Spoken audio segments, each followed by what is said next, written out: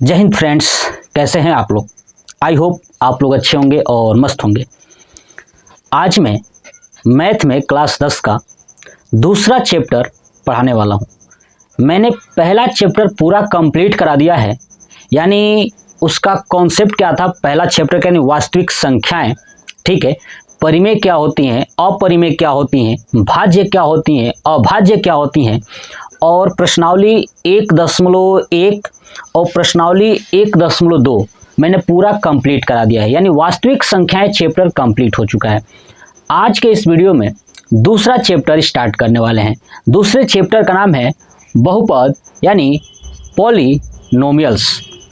यही हम लोग पढ़ने वाले हैं कि पॉलिनोमियल्स क्या होता है, बहुपद क्या होती है। तो ये वीडियो पूरा इंट्रोडक्शन होने वाला है। इसके बाद मैं प्रश्नावली कराऊंगा, लेकिन अगर आप ये इंट्रोडक्शन वाला वीडियो देख लेते हो ना, तो प्रश्नावली ऑटोमेटिक आप सॉल्व कर दोगे। तो चलिए इंट्रोडक्शन पहले पढ़ते हैं। चलिए सबसे पहले यही जानते हैं कि बहुपद है ना, यानी मैं बता दूं ये है लेसन 2, ठीक है। चलिए यहाँ पे एक शब्द लिखा है बहुपद, है ना। सबसे पहले यही जानते हैं कि बहुपद का मतलब क्या होता है। देखिए अगर मैं इस शब्द को तोड़ूं, अलग अलग करूं, तो ये शब्द होगा बहु और पद, है ना। बहु का मतलब ये होता है कि ज्यादा, है ना। आपने सुना होगा ना, ज्यादा या अधिक, है ना। ये शब्द हम लोग यूज करते हैं, ज्यादा या अधिक। और जो पद होता है, पद का मतलब ये है स्थान, है ना। क्या होता है? स्थान। यानी बहुपद का मतलब सीधी सी बात इतना ही है कि जिसमें पद बहुत ज्यादा हो, है ना, यानी स्थान बहुत ज्यादा होता है, उससे हम क्या बोलते हैं? बहुपद बोलते हैं। बात समझ में आ गई। तो यही पहला कॉन्सेप्ट, यानी इसका मतलब क्या है मैंने समझा दिया, है ना। पॉलिनोमियल्स का मतलब यानी बहुपद का मतलब क्या होता है।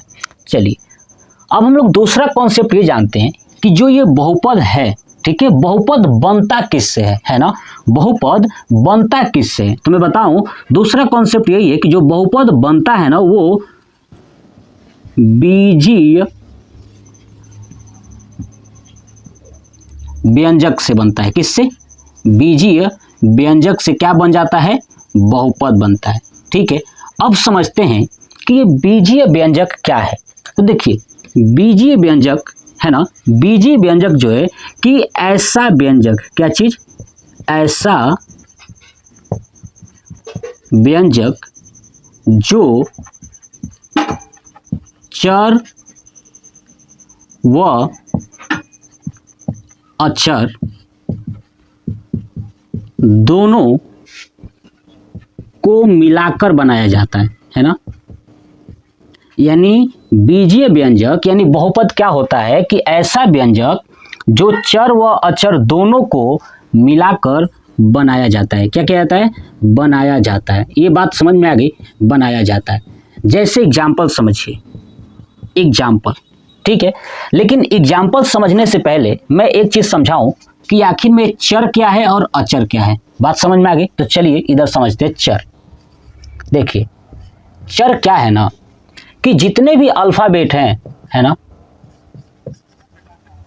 जितने भी अल्फाबेट होते हैं, यानी मैं बात करूं A to Z, है ना, ABCD जो होती है ना, वो सभी चर हैं, ठीक है। और दूसरा एक शब्द है अचर। क्या है? अचर। अचर क्या होता है कि जितने भी नंबर हैं, है ना, जितने भी नंबर हैं वो सब, ठीक है, अचर आते हैं। जैसे 1 से लेकर के इनफाइनाइट तक कोई भी नंबर अगर है वो सब क्या है? अचर है। और जो ABCD है वो चर है। यानी इसको कहा जाता है, चर को एक सिंपल वर्ड में अक्षर, क्या कहते हैं? अक्षर, ठीक है। और अक्षर को क्या कहते हैं? नंबर्स को हिंदी में क्या बोलते हैं? अंक बोलते हैं, यानी अंक। बात समझ में आ गई। तो याद रखिएगा, जो चर होते हैं वो अक्षर होते हैं, है ना। जितने भी अक्षर हैं वो सभी चर हैं, और जितने भी अंक है वो सभी अक्षर हैं। अब याद रखने का तरीका क्या होता है ना, कि लड़कों को याद ही नहीं रहता है, बड़ी ज्यादा कंफ्यूजन हो जाता है कि भैया ये याद कैसे रखे कि चर अक्षर है कि चर अंक है। यही दिक्कत होती है। समझिए मैं आपको कॉन्सेप्ट समझाता हूं, समझिएगा। देखिए चर और दूसरा क्या है इसके सामने? अक्षर। कॉन्सेप्ट समझिएगा। चलिए दूसरा क्या है अक्षर, और इसके सामने क्या है तो अंक। बात समझ में आ गई। देखिएगा चर में आपको कितने लेटर दिखाई दे रहे हैं, एक च और एक र, टोटल 2 लेटर दिखाई दे रहे हैं, ठीक है। अक्षर में कितने अ छ र, यानी टोटल 3 लेटर दिखाई दे रहे हैं, राइट। चलिए यहाँ पे अक्षर में कितने 3 लेटर, और अंक में कितने लेटर 2 लेटर। बात समझ में आ गई। यानी चर 2 लेटर है, अक्षर में 3 है, यानी जब आपसे चर का नाम लिया जाए तो चर में 2 लेटर है तो उसके अगले वाले अंक आ जाएगा 3 लेटर वाला, ठीक है। क्योंकि चर और अक्षर दोनों एक नाम के हैं। देखिए चर और अक्षर, इसमें बस अ लगा है तो दोनों एक नाम के हैं। इसमें भी 3 है लेकिन ये नहीं आएगा, क्यों? क्योंकि दोनों एक ही नाम के हैं। तो चर में 2 अंक है तो इसके बाद अक्षर आता है, अक्षर में 3 अंक होते हैं तो 2 3, तो ये हो गया चर और अक्षर, ठीक है। ऐसे ही अक्षर में 3 अंक है तो अब कौन बचा है 2 बचा है, तो 2 किस में आता है अंक में 2 है ना, अंक में 2 अक्षर है यानी 2। ऐसे ही आप याद रख सकते हैं क्योंकि याद ही नहीं आता ना बच्चों को ये चीज। तो ये बात आपको समझ में आ गई कि चर और अक्षर क्या होती हैं, ठीक है। अब मैं ये बताया, इसको आप स्क्रीनशॉट ले लीजिए और नोट कर लीजिएगा, ठीक है ना। कॉन्सेप्ट आप समझिए, जितना आप ज्यादा कॉन्सेप्ट सीखेंगे उतना ही आपको बड़ा ही मजा आएगा चीजों को सीखने में। अब मैं बताया कि बीजीय व्यंजक क्या होता है कि ऐसा व्यंजक जो चर व अक्षर दोनों को मिलाकर लिखा जाता है ना। अगर चर और अक्षर दोनों को मिलाकर आप लिखोगे वो क्या होगा, बीजीय व्यंजक होगा। अब समझिए मेरी बात को ध्यान से। अब चर क्या है आपको समझा दिया हूं ना, फिर से यहां पे लिख देता हूं कि चर क्या होता है, जो अल्फाबेट है यानी ए है ना, A to Z, ठीक है। और जो अक्षर होता है वो सभी अंक होता है, यानी 1 से लेकर के इनफाइनाइट तक, 1 2 3 4 डॉट डॉट डॉट डॉट फलाना धमाका चिमाका, समझ गए ना। चलिए अब समझिए कि हम ऐसा एक एग्जाम्पल लिखेंगे जिसमें ABCD भी हो और अक्षर यानी अंक भी हो। समझिए मैं कैसे लिखता हूं, 9 और x लिख दिया। क्या लिखा हूं 9 और x। अब आप देखेंगे कि जो ये x है वो ABCD में से है ना, यानी चर है। ये क्या है, चर है। और 9 क्या है तो आपका अक्षर है। बात समझ में आ गई, ठीक है ना। तो इसका मतलब कि जो 9x है ये क्या है, बहुपद है यानी बीजीय व्यंजक है। कॉन्सेप्ट समझ में आ गया। चलिए दूसरा एग्जांपल देखिए, 2x² + 4। यहां भी आप देखेंगे कि जो ये x है ये क्या है आपका, x क्या है तो आपका चर है। और यहां पे देखिए 2 क्या है आपका अक्षर है। और यहां पे 4 भी क्या है आपका अक्षर है। समझ में आ गया। लेकिन एक शब्द सुनिएगा, जो ये 4 है ना अक्षर है ना, इससे एक शब्द दे दिया जाता है पद। क्या दे देते हैं, पद। यानी जिस नंबर्स के साथ, यानी जिस अक्षर के साथ चर नहीं जुड़ा होता है ना, उसे हम एक अलग नाम दे देते हैं, अक्षर पद जोड़ देते हैं। क्या जोड़ते हैं, पद जोड़ देते हैं। तो ये भी याद रखिएगा कि जिसमें XY यानी चर नहीं होता है उससे अक्षर पद बोलते हैं। Concept clear. चलिए तो समझ में आ गया कि बीजीय व्यंजक यानी बहुपद क्या है। कॉन्सेप्ट समझ में आ गया ना, कि जो चर और अक्षर दोनों को मिला करके बनाया जाता है वो बीजीय व्यंजक यानी बहुपद होता है। ये मैंने एग्जांपल के तौर पे आपको बताया। अब समझिए जो ये बहुपद है 9x 2x² + 4, अब समझिए इसी बहुपद को एक शब्द दिया जाता है समीकरण। यही बहुपद क्या बन जाता है, समीकरण।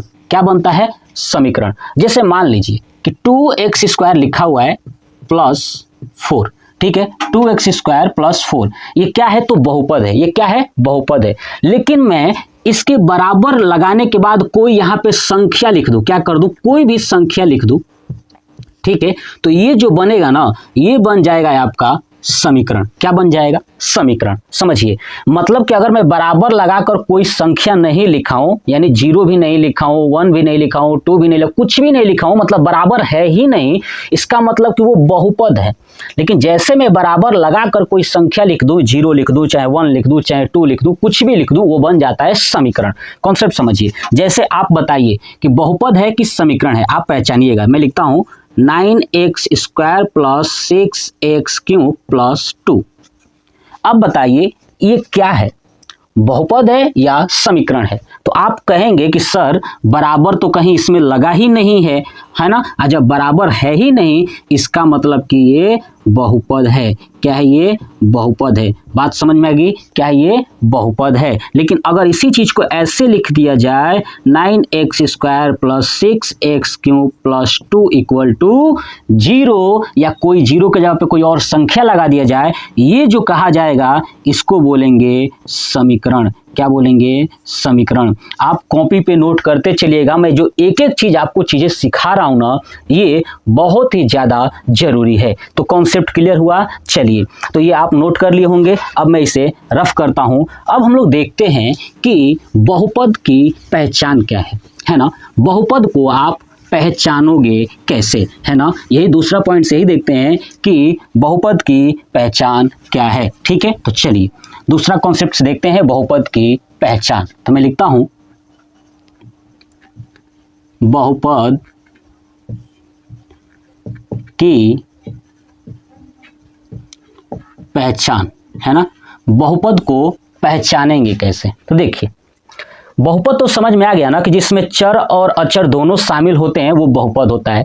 ठीक है ना। अगर उसमें बराबर लगा देंगे तो समीकरण हो जाएगा। अब बहुपद की पहचान कैसे करेंगे? तो देखिए, बहुपद की पहचान करने के लिए मैं आपको ये बता दूं कि भैया अगर ये चीज रहेगा तो वो बहुपद नहीं है। अगर मैं ये बता दूं तो आप बताइए, आप बता देंगे कि नहीं बता देंगे? मतलब मैं ये बता दूं, जैसे आपसे कहा जाए कि देखिए आपको बलिया जाना है ना। जो मेरा होम डिस्ट्रिक्ट है वो बलिया है, तो मैं आपसे कहूं कि आपको बलिया जाना है, ठीक है। बट है बहुत सारे रास्ते, लेकिन मैं बस आपको ये कह दूं कि देखो इस रास्ते का प्रयोग नहीं करना है। इसका मतलब कि उन सभी रास्तों को छोड़ के आप कोई भी रास्ता ले सकते हैं। कितना आसान है। लेकिन मैं अगर ये बताऊं कि देखो इस रास्ते से जाना है, तो आप फंस जाएंगे, कहेंगे अरे यार इस रास्ते से जाना था, सर जी बोले थे कि नहीं बोले थे। लेकिन मगर ये बता दूं कि इस रास्ते से नहीं जाना है, ठीक है, तो वो आसान है। उसको छोड़ के बाकी किसी भी रास्ते से जा सकते हैं। तो यही है बहुपद की पहचान। अगर बहुपद की पहचान में ये बता दूं कि भैया अगर ये चीज रहता है तो बहुपद नहीं है, ठीक है, तो आप केवल वही ना खोजोगे कि जो उसमें है नहीं है। तो देखिए क्या है, आपको ध्यान रखना है कि पहला 2 कॉन्सेप्ट बस याद रखना है ना। 2 कॉन्सेप्ट आपको ये सिखाऊंगा। अगर ये दोनों चीजें दिख गई ना तो समझ जाइएगा कि वो बहुपद नहीं है। देखिए पहला कॉन्सेप्ट यही कि कोई भी चर अगर दिया हो, चर का मतलब ABCD, वो रूट में अगर है ना, वो रूट में है, तो समझ जाइएगा कि बहुपद वो नहीं है। क्या नहीं है? बहुपद नहीं है। बात समझ में आ गई? ठीक है, ये कॉन्सेप्ट समझ में आ गया ना कि कोई भी चर यानी ABCD में से कोई भी, है ना, अगर रूट में दिया गया है चर तो वो बहुपद नहीं है। और दूसरा बस लास्ट, यही 2 कॉन्सेप्ट याद रखना है। अब बाकी सब कुछ आप भूल जाइए, सब बहुपद है। बात क्लियर हुई ना? चलिए दूसरा, अगर चर भाग के रूप में, किसके रूप में? भाग के रूप में हो। अगर चर भाग के रूप में हो तो समझ जाइएगा कि बहुपद, है ना, बहुपद नहीं है। बात समझ में आ गई? बहुत आसान है। अगर चर भाग के रूप में हुआ या रूट में हुआ तो बहुपद नहीं है। जैसे एग्जाम्पल सुनिए, अब दोनों का एग्जाम्पल समझाता हूं, देखिएगा, कॉन्सेप्ट सीखिएगा। मैं पहले 3-4 एग्जाम्पल लिखता हूं, फिर आपको बताता हूं कौन बहुपद है और कौन नहीं है। देखिए 5x² प्लस 2x, पहला ये प्रश्न है। चलिए दूसरा प्रश्न, √5x³ प्लस √2x। तीसरा प्रश्न 1/x² प्लस 6x। चौथा प्रश्न, ठीक है, 1/6√x प्लस 2। चलिए पांचवा प्रश्न यहीं पे लिखता हूं, ठीक है, √6x plus √x। 6 number 9x² plus 1/2x plus 6x³। चलिए मैंने आपके सामने ये टोटल 6 प्रश्न लिखा है। अब इसमें से चेक करना है कि कौन सा बहुपद है और कौन सा नहीं है। तो मैं एक चीज पीछे बताया था, बहुपद पहचान, सुनिएगा, कॉन्सेप्ट समझिएगा, इसको थोड़ा सा भूल जाइए और पीछे देखिए। मैं बताया था कि भैया जो बीजीय व्यंजक होता है ना वो चर और अचर दोनों से मिलकर बना होता है। तो आप देखेंगे कि इसमें तो चर और अचर सब दोनों से मिलकर बना हुआ है, तो ये तो बहुपद है। लेकिन कौन सा इनमें से हम बहुपद की पहचान करें कि भैया रियल में बहुपद कौन सा है, तो हम यही चीजें सीख रहे हैं यहाँ पे। तो फिर से एक बार सुन लीजिए इसका तरीका कि बहुपद की पहचान का यही है कि भैया रूट के अंदर चर नहीं होना चाहिए, और दूसरा यही है कि चर भाग के रूप में नहीं होना चाहिए। तो चलिए देखते हैं। अब सबसे पहले चर का मतलब जो ABCD वाला अंक है, तो देखिए यहाँ पे x है, ABCD वाला है ना, और ये भी x है, ठीक है। क्या ये रूट में है? तो नहीं है। दूसरा भाग, भाग के रूप में है क्या? 1/, के रूप में? तो नहीं है। इसका मतलब कि ये बहुपद है, ये बहुपद है। बात समझ में आ गई? ये बहुपद है। चलिए अब दूसरा कॉन्सेप्ट देखते हैं। देखिए 5 तो अचर है ना, 5 क्या है? अचर है, यानी अंक है। अंक रूट में है, हमने क्या बताया? चर नहीं होना चाहिए, है ना। चर जो है कि अगर रूट में है तो इसका मतलब कोई बहुपद नहीं है।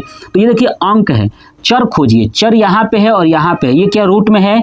भाग में है? नहीं है। इसका मतलब ये बहुपद है, ठीक है। चलिए अब देखिए यहाँ पे देखिए 1/x² प्लस 6x। अब देखिए x क्या है? तो आपका चर है, और चर भाग के रूप में आ गया है, 1/, के रूप में आ गया है, इसलिए बहुपद नहीं है। इसलिए क्या नहीं है? बहुपद नहीं है। दूसरा देखिए यहाँ भी रूट में भी है और किस में है? भाग के रूप में भी है, इसलिए बहुपद नहीं है। इसलिए यह बहुपद नहीं है। कॉन्सेप्ट समझ में आया? चलिए यहाँ पे देखिए √6 भाई अक्षर है, ये रूट में हो सकता है, लेकिन ये एक ABCD वाला नहीं होना चाहिए। तो चलिए यहाँ पे नहीं है, लेकिन यहाँ पे है, जुड़ गया ना, ये है, इसका मतलब ये बहुपद नहीं है। अब देखिए यहाँ पे आपको बटे के रूप में दिखाई दे रहा है ना, बटे के रूप में, इसलिए बहुपद नहीं है। आपको समझ में आया? बिल्कुल आसान है। जैसे एक और लिख देता हूँ 7 number, 1/9 x² plus √5x plus 1/6। अब बताइए कि बहुपद है कि नहीं है। तो चलिए देखते हैं।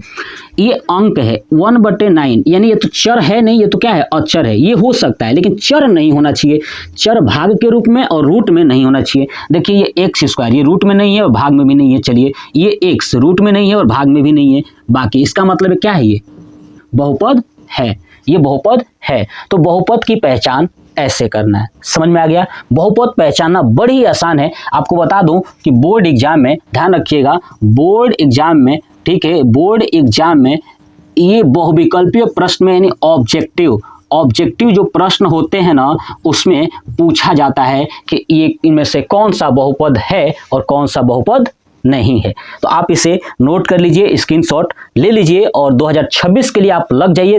और मैं आपके साथ हूं, आपको चीजें तैयार कराने में और आपको कॉन्सेप्ट क्लियर कराने में, और बोर्ड एग्जाम में 95% से एबव लाने में बड़ी मैं मदद जरूर करूंगा। ठीक है, कि कैसे आपको लाना है। यहां तक हो गया। चलिए अब हटाता हूं। अब हमने देख लिया क्या क्या, बहुपद देख लिया ना। अब चलते हैं बहुपद की घात। क्या देखते हैं? बहुपद की घात। अब समझते हैं नया टॉपिक्स, बहुपद की घात। लिखता हूं, बहुपद की घात। यही हम लोग सीखते हैं, बहुपद की घात क्या होती है। समझिए, बहुपद की घात का मतलब कि जो बहुपद था ना, उस बहुपद का पावर कितना है, घात कितना है, ठीक है ना, उसी को बोलते हैं घात। यानी कह सकता हूं कि किसी, ध्यान सुनिए, किसी चर के ऊपर, है ना, किसी चर के ऊपर अधिकतम घात ही बहुपद की घात होती है ना।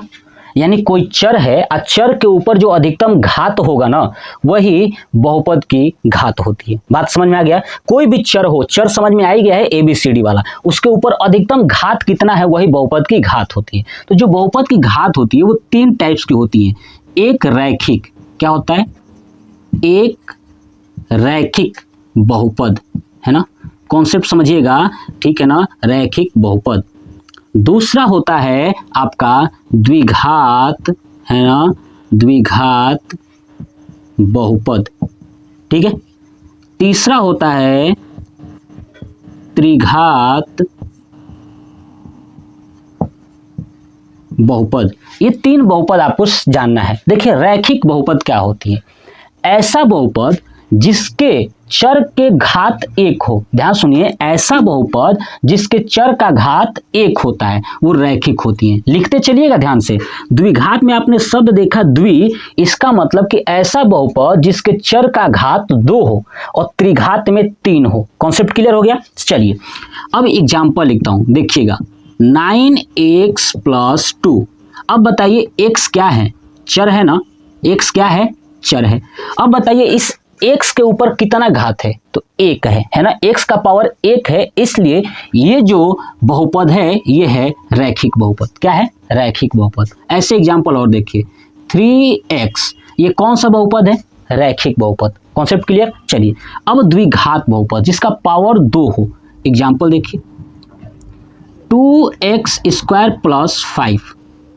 देखिए x का पावर कितना है, यानी चर का पावर कितना है? तो 2 है, इसलिए जो ये बहुपद है वो है द्विघात बहुपद। ऐसे एक और एग्जाम्पल देखिए x² + 4x + 2।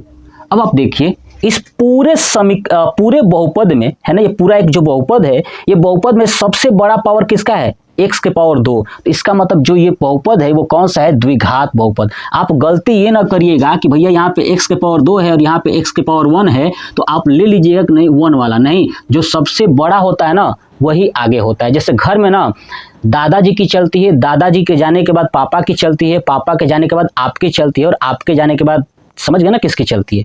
वही कॉन्सेप्ट है। यहाँ पे 2 है पावर तो यानी दादाजी है ना, और 1 वाला पापा है, ठीक है। और ऐसे त्रिघात है ना, तो समझ में आ गया ये कौन सा बहुपद है? टोटल आपका द्विघात है। अब त्रिघात में सुनिए उसका पावर क्या होगा? तो 3 होगा। ऐसे में लिख देता हूँ 3x³ + 9 + 4x²।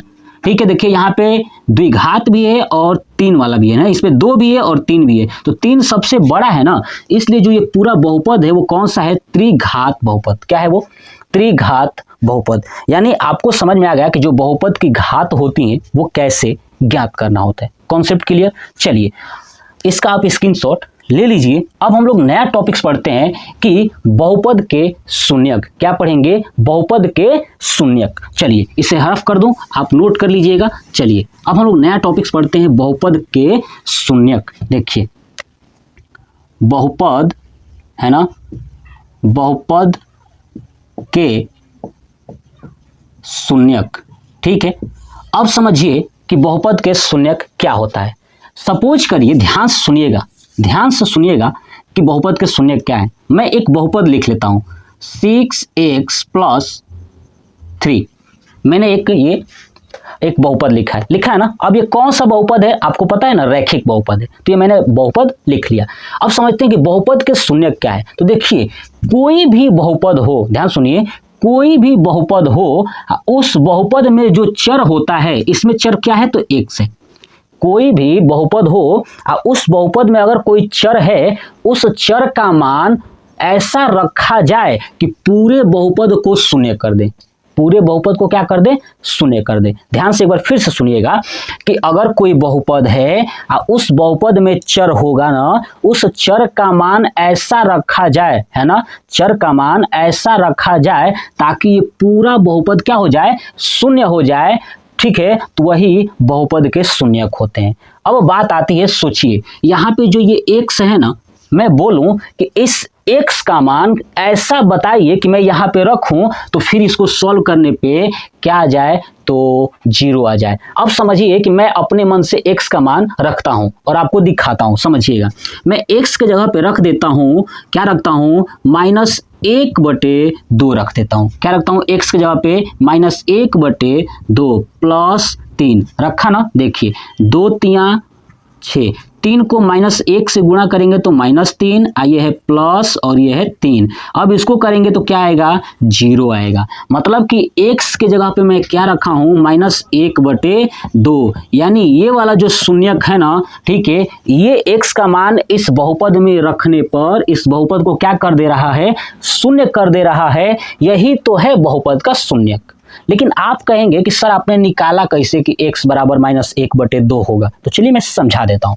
चलिए अभी मैं बताया था कि जो बहुपद होता है अगर आप उसके बराबर में कोई अंक लिख देते हो या 0 लिख देते हो तो क्या बन जाता है, वो समीकरण, राइट। चलिए तो यहाँ पे प्रश्न था हमारा 6x + 3 था ना। तो देखिए 6x + 3 को आप बनाइए समीकरण। क्या बनाइए, समीकरण। तो चलिए समीकरण बनाता हूं। 6x + 3 = 0 बना दिया समीकरण। चलिए अब इसको सॉल्व करते हैं। तो देखिए 6x ये +3 उधर जाएगा राइट साइड तो हो जाएगा -3 होगा ना। चलिए x बराबर क्या हो जाएगा -3/6 होगा ना। अब 3 दूना 6 तो ऊपर क्या आया 1 यानी x बराबर -1/2। आपको समझ में आया ना कि जो मैंने मान रखा था -1/2 कहाँ से रखा था, तो मैं चीज़ों को दिमाग में तुरंत कैलकुलेट किया। मैं आपको सिखा दिया कि कैसे ये निकालना है। आपको क्या करना है कि जो दिया गया बहुपद होगा ना उस बहुपद का क्या करना है, समीकरण बनाना है और उस समीकरण को सॉल्व करना है और उसमें से मान आपको निकल जाएगा चर का मान। बात क्लियर हो गई। तो चलिए अब हम लोग ये समझते हैं कि क्या कोई ऐसी विधि है जो हम इस बिना समीकरण को सॉल्व किए ये बता सकें कि जो ये x है उसके कितने मान हो सकते हैं, है ना। अभी आपने देखा कि इस समीकरण में x का ये एक ही मान आया है -1/2। क्या कोई और भी मान आ सकता है क्या आगे? नहीं आ सकता। कैसे पहचाने कि भैया 1 आएगा कि 2 आएगा कि 3 आएगा? इसके लिए मैं आपको एक और थोड़ा सा एग्जांपल लेता हूं, फिर आपको समझ में आ जाएगा। चलिए मैं एग्जांपल लेता हूं। देखिए यहां पे लेता हूं x² + 6x + 9, ठीक है। चलिए अब यहां पे एक मैंने देखिए ये था हमारा रैखिक बहुपद, ये है हमारा द्विघात बहुपद क्योंकि पावर 2 है। तो बहुपद को सबसे पहले समीकरण बनाइए। चलिए ये हो गया समीकरण, बन गया ना। अब इस समीकरण को सॉल्व करने का तरीका आप बचपन से जानते हैं। 3 को ऐसे 2 भागों में तोड़िए, 9 को ऐसे 2 भागों में तोड़िए जिसको जोड़ने पे 6 आए और गुणा करने पे 9 आए। तो 3 और 3 आएगा ना जी। तो x² + 3x + 3x + 9 = 0 होगा ना जी। देखिए अब यहाँ पे देखिए x कॉमन हो जाएगा तो x + 3 + 3 कॉमन हो जाएगा तो यहाँ भी होगा x + 3 = 0। अब x + 3 एक कोष्टक में, ठीक है, दूसरे कोष्टक में x + 3 और बराबर 0। अब देखिए यहाँ से x + 3 बराबर 0 मान लेंगे, फिर से ये वाला x + 3 इसको भी x + 3 = 0 मान लेंगे। तो बताइए x बराबर -3 होगा, यहाँ भी x बराबर -3 होगा। आपने देखा एक चीज नोट किया क्या कि जो रैखिक बहुपद है उसमें x का मान अकेले आया है यही केवल, लेकिन जो द्विघात बहुपद है ना, जो द्विघात बहुपद है उसमें x का मान 2 आया है, एक ये वाला और एक ये वाला। समझ में आया? कुछ समझ में आया कॉन्सेप्ट ना? 2 मान आए हैं। इसका मतलब कि आपके सामने जो बहुपद दिया होगा है ना, उस बहुपद में यही चेक करना है कि भैया जो चर है उसका अधिकतम घात है कितना। ठीक है, तो आप देखिए इसमें अधिकतम घात है कितना, तो 1 है। इसलिए इस बहुपद में शून्यकों की संख्या कितनी हो जाएगी, तो 1 हो जाएगी। कितनी हो जाएगी? 1 हो जाएगी। समझ में आएगा ना कि बहुपद के शून्यक कैसे ज्ञात करेंगे। तो जो बहुपद दिया होगा उसमें जो चर होगा ना, उस चर का अधिकतम घात ही क्या कहलाता है, बहुपद के शून्यक कहलाते हैं। तो बताइए जो रैखिक बहुपद है यानी x का पावर 1 है, इसलिए इस बहुपद में बहुपद के जो शून्यक होंगे वो 1 होंगे। अब यहाँ पे जो समीकरण आपको दिखाई दे रहा है, मतलब कि ये बहुपद, ठीक है, इसको हटा दूंगा तो ये बहुपद हो जाएगा। तो ये बहुपद दिखाई दे रहा है, तो इसमें x का पावर कितना है, तो 2 है। कितना है? 2 है। इसका मतलब कि इस बहुपद में जो शून्यकों की संख्या होगी वो आपकी 2 होगी। बात समझ में आ गई? एक एग्जाम्पल और देखिए यहाँ पे लिखता हूँ 6x² + 9x + 2 + 5x3। मैं अपने मन से कुछ भी लिख देता हूं, ठीक है। तो देखिए अब आपसे पूछा जाए कि बताइए इस बहुपद में शून्यकों की संख्या कितनी है ना, इस बहुपद में शून्यकों की संख्या कितनी है। तो मैंने बताया आपको यहाँ पे 2 सॉल्व करके दिखाया, लेकिन सब जगह सॉल्व नहीं करना है, ठीक है। अब समझिए कैसे आंसर देंगे। तो देखिए चेक करिए कि सबसे बड़ा घात है कितना। तो देखिए यहाँ पे 2 है, यहाँ पे 3 है, तो जो सबसे बड़ा घात होगा ना वही क्या है, बहुपद के शून्यक है। तो ये जो बहुपद है, इस बहुपद में शून्यकों की संख्या है ना, शून्यकों की संख्या कितनी है, तो आपका 3 है। बात क्लियर? क्या आपको ये चीज़ समझ में आ रहा है? ऐसा तो नहीं कि सर भारी हो गया उस, है ना, पढ़ते पढ़ते, ऐसा कुछ नहीं होना चाहिए। सर भारी नहीं होना, कोई झंझनाहट हो रहा है क्या सर में? बिल्कुल नहीं होना चाहिए। कॉन्सेप्ट देखिए, सीखिएगा, है ना, वरना झंझनाहट जो जितना भी हैजा खैसा भी हमारी जो पूरा शरीर में फैला हुआ है उसको थोड़ा सा दूर करिए और चीज़ों को समझने की कोशिश करिए, वरना इसी तरह आप करते रह जाओगे, फिर फेल होना पड़ेगा। ठीक है, देखिए, तो ये था हमारा बहुपद के शून्यक। बात समझ में आ गई? कोई भी बहुपद का शून्यक अगर ज्ञात करना हो ज्ञात कर लोगे, कोई भी बहुपद दिया जाए तो, राइट, बिल्कुल सही। चलिए लास्ट टॉपिक पढ़ते हैं, है ना, उसके बाद ये जो चैप्टर यानी बहुपद है इसका इंट्रोडक्शन पूरा कंप्लीट हो जाएगा। ठीक है, ठीक है ना, समझ में आ गया ना? तो लास्ट इंट्रोडक्शन देखते हैं। अब क्या देखेंगे, तो अब हम लोग सीखेंगे कि ग्राफ के अंदर शून्यकों की संख्या ज्ञात करना, है ना। ग्राफ में शून्यकों की संख्या ज्ञात करना। कोई ग्राफ दिया होगा उसमें शून्यकों की संख्या कैसे ज्ञात करेंगे। पीछे बहुपद में आप ज्ञात करना सीख गए, अब ग्राफ में शून्यकों की संख्या कैसे ज्ञात करेंगे। तो देखिए मैं एक ग्राफ बना रहा हूं, देखिएगा ध्यान से। ये मेरे पास एक ग्राफ है, ये x अक्ष है और ये y अक्ष है। ठीक है, ये 0 है, यहाँ पे मान लेता हूँ 1 2 3 4 5, ऊपर 1 2 3 4, ये है -1 -2 -3 -4 और नीचे भी -1 -2 -3। ये ग्राफ मैंने बना दिया। ठीक है, तो ग्राफ में शून्यकों की संख्या क्या है, बस आराम से सुनिएगा।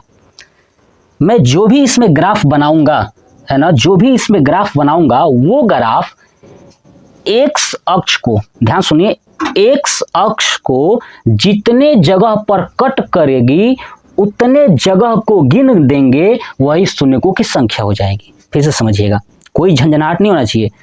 यानी इस ग्राफ के अंदर मैं एक ग्राफ बनाऊंगा, अगर वो ग्राफ इस एक्स अक्ष को जितने जगह पे कट करेगी उतने जगह को गिन लेंगे तो वही शून्यकों की संख्या हो जाएगी। क्या हो जाएगी? शून्यकों की संख्या हो जाएगी। अब समझिएगा, ध्यान से सुनिएगा। देखिए मैं एक पिक्चर ड्रॉ करता हूं, ऐसे मैंने एक पिक्चर ड्रॉ किया। अब बताइए जो ये रेखा है, ये ग्राफ है, क्या इस एक्स अक्ष को कट कर रही है? क्या कर रही है? तो नहीं कर रही है ना। इस एक्स अक्ष को कट नहीं कर रही है, कहीं भी टच नहीं कर रही है। यानी इस ग्राफ के लिए जो शून्यकों की संख्या है वो होगा आपका 0। क्या होगा? 0। चलिए दूसरा ग्राफ देखिए।